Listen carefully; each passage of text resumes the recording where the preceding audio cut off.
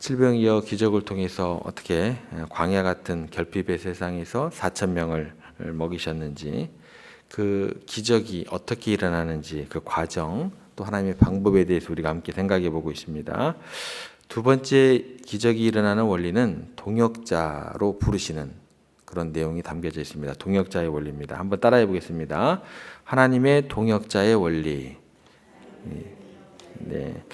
우리가 감사해야 될 일이 있다고 한다면, 예수님은 사실 제자들이 가지고 있었던 보리떡 7개, 이게 있어도 그만 없어도 그만입니다. 저라는 사람의 하나님을 향한 열심, 있어도 그만 없어도 그만이에요. 필요 없어요.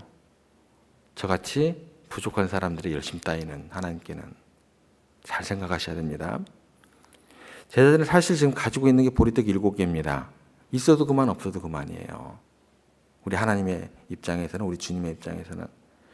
예수님이 하신 말씀 중에 어떤 말씀이 있냐면, 이 돌들이 변해서 아브라함의 자녀들이 되게 할 수 있다라고 하셨어요. 저 같은 목사 따위야 필요 없습니다. 돌들로도 충분히 하나님의 거룩한 말씀을 증거할 사람으로 세울 수 있다라는 거예요. 돌들로도 아브라함이 자손을 만들 수 있다.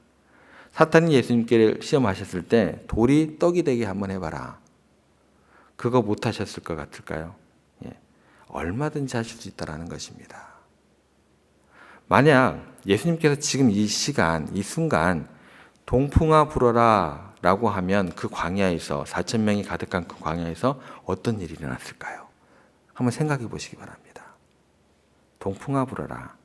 그러면 미디안 광야에서 메추라기의 떼가 날아왔던 것처럼 이 광야 가운데 엄청난 메추라기 떼가 하늘에서 날아와서 떨어지고, 또 만나도 그 사람들이 먹을 수 있게 되었을 것 같지 않으세요? 예수님은 그 방법이 분명히 있으신데도 불구하고 무에서 유를 창조하시고 에덴 동산에서 엄청나게 많은 그런 실과들을 그냥 무에서 유로 창조하실 수 있는 그 능력이 있으심에도 불구하고 너희가 가진 것이 무엇이냐, 이렇게 물어보시는 게 우리에게는요 너무나 고마운 일이다라는 것입니다. 혼자 하실 수 있는데도 너희에게 가진 것 가져오라 하시면 우리는 아멘, 이게 은혜의 시간이 되는 것이다라는 것입니다. 내가 너를 동역자로 삼기를 원한다. 내가 너를 목사로, 장로로, 집사로, 권사로 너를 동역자로 삼기를 원한다. 그 시간들을 통해서 하나님의 영광의 도구로 너를 사용할 거다. 하나님의 동역자가 바로 인간이라는 것이다라는 거예요.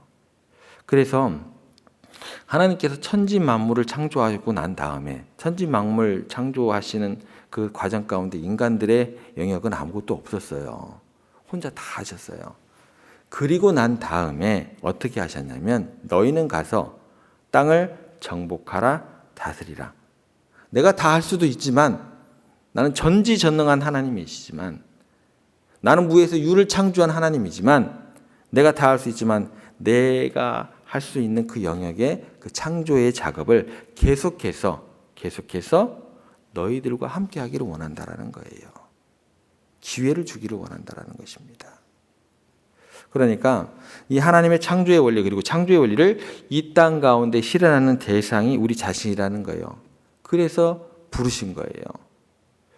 기적은 어느 순간부터 일어나게 되냐면 하나님의 동역자가 되는 것에서부터 기적이 시작되는 거예요. 여러분, 하나님께서 여러분에게 너희가 가진 시간 내게 바쳐라 그러셨어요. 그러면 여러분들은 어떠세요? 아니, 어떻게 하셔야 돼요? 아우, 바쁘고 힘들어 죽겠는데요. 제가 지금 눈꽃 새 없이 바빠요. 하나님, 무슨 소리를 하고 계시는 거예요 지금? 그게 아니라, 나를 하나님의 창조사에게 동역자로 쓰시니 감사합니다. 지금 곧, 바로, 즉시. 성경에 보면 그런 단어 굉장히 많습니다. 그 부르심에 응답해야 된다는 거예요. 나 같은 죄인을 하나님의 나라의 거룩한 일꾼으로 써주신다니 너무나 고맙습니다. 사실 7개 떡은요, 잠깐 먹고 요기하면 없어질 거예요. 썩어질 것들이에요. 여러분들이 그 인생에 우리가 뭐 기르면 뭐 70이요, 80이요, 먼지처럼 사라질 만한 어떤 그런 시간들밖에 안 된다라는 거예요. 없어지고 썩어질 시간들이라는 거예요. 그 잠깐의 찰나, 그 뭐가 중요하다고 하나님께서 우리를 부르셨겠어요. 하나님 이거 다 해놓고요, 하나님의 시간으로 있어서는 전만도 못하는 그런 먼지 같은 존재들인데, 우리가 이 세상에서 귀하고 좋은 것들 많이 쌓아두다가 무덤에까지 가져가봤자 결국엔 독을 당합니다. 근데 지금 썩어지고 없어질 작은 것들이 지금 성경에 기록될 정도로 보리떡 7개인데, 이 작은 헌신이 엄청난 하나님의 창조의 능력을 나타내는 하나님의 축복의 상징으로 7병이요, 5병이요, 그 작은 것, 썩어질 것, 없어질 것, 그 먼지 같은 우리들의 그 호흡 하나가, 그렇기 때문에 내가 드린 7개를 생각하기보다, 내가 드린 그 보이지도 않는 그 헌신 생각하기보다 뭐에 감사해야 되냐면, 나같이 보잘것없는 사람을 동역자로 쓰신 하나님을 찬양하셔야 돼요. 이 마음이 있으셔야 돼요. 내가 드린 것보다 나를 쓰시고 내게 요구하시는 하나님의 내가 너무나 고맙습니다. 나 같은 것이 뭔데? 나 같은 것이 뭔데? 목사로, 장로로, 권사로, 집사로 하나님의 창조 사업의 도구가 되게 하신 걸 감사합니다. 이거 잊으시면 안 돼요. 이게 뭐예요? 이게 임직식이에요. 이게 임직식이에요. 그 결단, 드디어 제가 그 가치 알았습니다. 그 부르심에 응답하겠습니다. 그게 임직식이에요. 드려진 작은 것은 12광지를 돌려주시는 그런 일로 결과가 이어집니다. 내 거 드려서 이거 내가 언제 돌려받지? 12광줄이 4,000명을 먹이고도 12광줄이 돌려주시는 기적으로 연결이 됩니다. 그러니까 내 작은 것, 하나님 나라의 일을 이룬다는 것 믿으시기 바랍니다. 그리고 또 한 가지가 있습니다.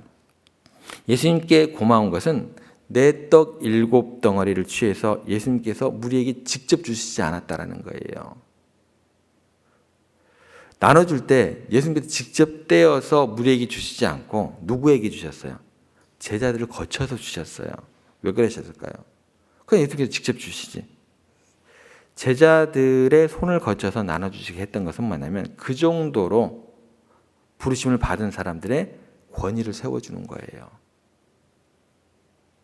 예수님 그렇게 자기 있는 것 드린 사람들을 당신의 사역자로 쓰시면서 그들의 권위를, 제자됨의 권위를 그렇게 세워주시고 그렇게 써나가신다라는 것입니다.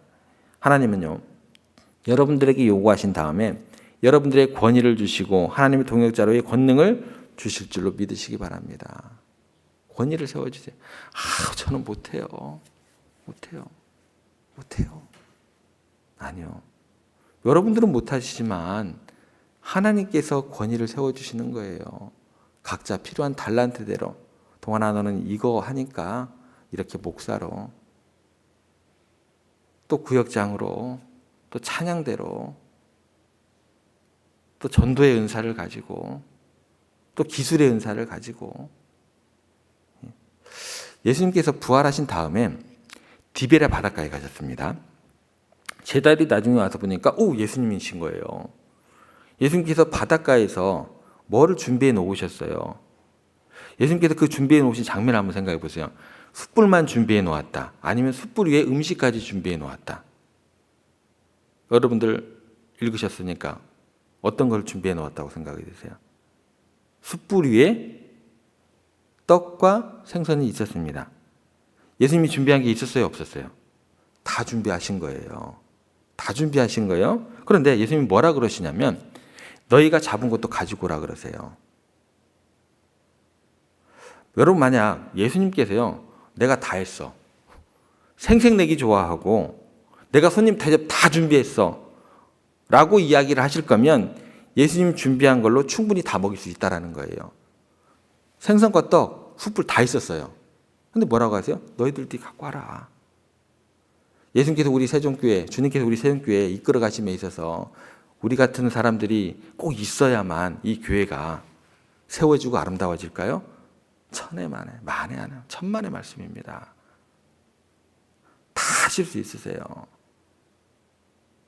그런데 그 기회를 주시는 거예요.